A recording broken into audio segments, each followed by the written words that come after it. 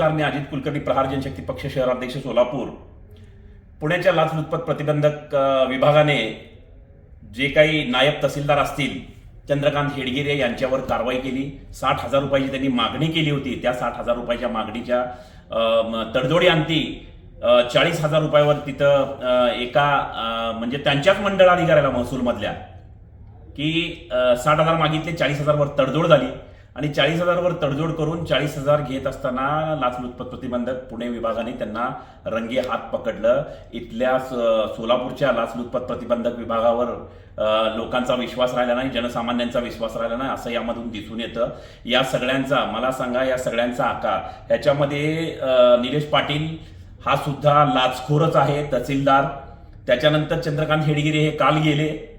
त्याच्यानंतर सुखदेव पाटील असेल, अव्वल कारकून युसुफ शेख असेल, तहसीलदार, तहसील ऑफिसमधील स्वयंघोषित पुढारी वसूलदार ज्यांना म्हणतात जमीर शेख, हे सुद्धा यामध्ये आहेत.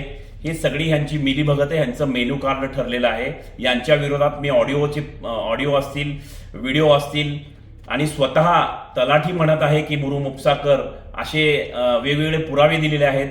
सुखदेव पाटलाच्या विरोधात सुद्धा पुरावे दिलेले आहेत. तरी सुद्धा ह्याच्यावर महसूल प्रशासनाने कारवाई केली नाही. याच्यासाठी मी महसूल मंत्र्यांना परवा ईमेल केला, सीएम साहेबांना केलं, डेप्युटी सीएम साहेबांना केलं.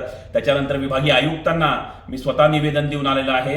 आणि काल निवेदन देऊन आम्ही आंदोलन केल्यानंतर या गोष्टीचं निवेदन दिलं. आणि काल अचानकपणे जे काही नायब तहसीलदार हेडगिरे साहेबांचं अँटी करप्शन झालं. मग याची गोष्ट लक्षात ठेवा, इथं भ्रष्टाचार हा नेहमी बोकाळलेला आहे. भ्रष्टाचार होत असतो. जय जवान जय किसान नाही, किसानांची सुद्धा, शेतकऱ्यांची सुद्धा कामं होत नाहीत, जवानांची सुद्धा कामं होत नाहीत. जनसामान्यांकडनं हे खरं तर तहसीलदार सर्वस्वी यासाठी जबाबदार आहेत. आणि अँटी करप्शन विभागाला मी विनंती करतो की जेणेकरून या तहसीलदाराला सुद्धा सह आरोपी करणं फार गरजेचं आहे. सह आरोपी केल्यानंतर तुम्हाला वेगवेगळं म्हणजे ह्यांनी केलेली चल अचल संपत्ती असेल, स्थावर मालमत्ता असेल, या सगळ्या गोष्टीची तुम्ही चौकशी केली पाहिजे. जेणेकरून हा तहसीलदारच सर्वस्वी आहे. पैशाची मागणी, मला सांगा, एखादा थंब करायचा असेल, एखाद्याचं नाव लावायचं असेल तर तहसीलदार पाहिजे, एखादी सही पाहिजे असेल तहसीलदार, एखादी ऑर्डर काढायची असेल तहसीलदार. म्हणजे यांची सगळ्यांची मिली बघत आहे. तहसीलदारच सांगतात मेनू कार्ड देऊन याच्याकडनं एवढे पैसे घे, त्याच्याकडनं तेवढे पैसे दे. याच्यामध्ये 4 जण, यांच्या कार्यकाळामध्ये 4 जण अँटी करप्शन झालेले आहेत. मग 4 जण जर अँटी करप्शन झालेले असेल तर याची सगळे मुळे आणि पाळे जे काही आहे ते तहसीलदाराकडे जातात. तहसीलदाराची चौकशी करणं फार गरजेचं आहे. जेणेकरून आम्ही एखादं आंदोलन केलं तर 4-4 आणि 5-5 आम्ही आरोपी होतो. त्यामध्ये माझ्याबरोबर अनेक जणांना आरोपी केलं जातं. एक उदाहरण सांगतो.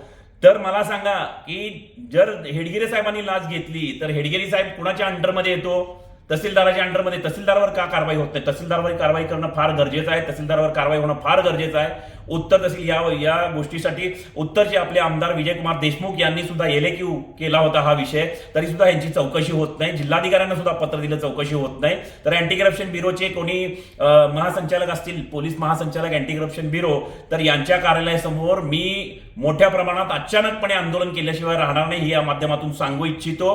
कृपया करून या तहसीलदारला टार्गेट करून तहसीलदारवर कारवाई करणं हे फार गरजेचं आहे. आणि कार्यालयीन प्रमुख म्हणून हा तहसीलदार आहे. कोणी जरी अँटी करप्शनच्या जाळ्यात गेलं किंवा कोणी जरी खंडी मागितलं, तहसीलदार हा सर्वस्वी जबाबदार म्हणून तहसीलदारवर त्याची चौकशी करून चल अचल संपत्ती, स्थावर मालमत्ता, त्यामध्ये सुखदेव पाटील असतील आणि सुखदेव पाटील, अव्वल कारकून युसुफ शेख असेल, तहसीलमधील स्वयंघोषित वसूलदार जमीर पुढारी असेल, यांचे पण 1 कोटी रुपयाचे बंगले, या सगळ्या गोष्टीची चौकशी होणं फार गरजेचं आहे. अचानकपणे म्हणजे एक आगळं वेगळं आंदोलन मी डीजी ऑफिस लाचलुचपत प्रतिबंधक या कार्यालयासमोर करणार आहे. त्यांच्यावर कारवाई नाही झाली तर या माध्यमातून सांगू इच्छितो. धन्यवाद.